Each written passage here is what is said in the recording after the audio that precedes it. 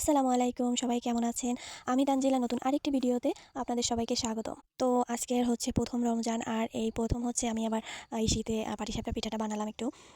হচ্ছে খেতে ভীষণ মজা হয়েছিল। খুবই সামান্য কিছু ইফতারের আয়োজনে মানে রাখলাম, কারণ রোজা ছাড়ার পরে হচ্ছে অনেক কিছু করলে ওগুলো খাওয়া হয় না। এইজন্য আমি খুবই অল্প কিছু আয়োজনে রেখেছি। আর হচ্ছে ওদিকে আবারও গেছিল বাজারে, সেখান থেকে বেগুনি, আলুর চপ, পেঁয়াজি এগুলো আবার অনেকটা পরিমাণে নিয়ে আসে।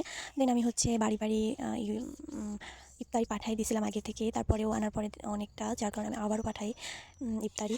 রমজানে হচ্ছে সব মানে মানুষকে ইফতারি করানো আর বেশি ভালো, যদিও আমরা অন্য বাইরে কাউকে দিই নাই, আত্মীয়র মধ্যেই দিয়েছি সবাইকে।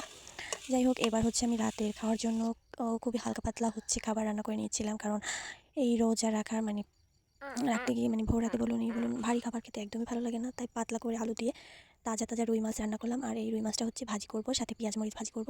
খেতে অসাধারণ হবে। এই খাবারগুলোই খেতে ভালো লাগবে আর কি।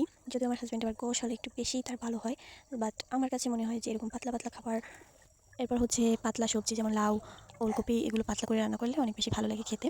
যেহেতু সারাদিন হচ্ছে না খাওয়া, তার ভিতরে হচ্ছে এগুলো ভারী খাবার খেতে ভালো লাগবে না আর কি, পাতলা খাবারই ভালো। আর হচ্ছে আগের দিন যখন ও খুলনা গেছিলো তখন আসার সময় অনেক খাবার আনছিল, তার ভিতরে এই চকলেটটা এত বেশি মজার, কাঁচাগোল্লার হচ্ছে এই চকলেটটা খুবই পছন্দ করছে সবাই, আর আমার তো পার্সোনালি এত ভালো লেগেছে। পরে বলছি যে এরপরে গেলে না অনেকগুলো করে নিয়ে আসবা। তো ভিডিওটি ভালো লাগলে লাইক, শেয়ার, কমেন্ট, সাবস্ক্রাইব। আল্লাহ হাফেজ।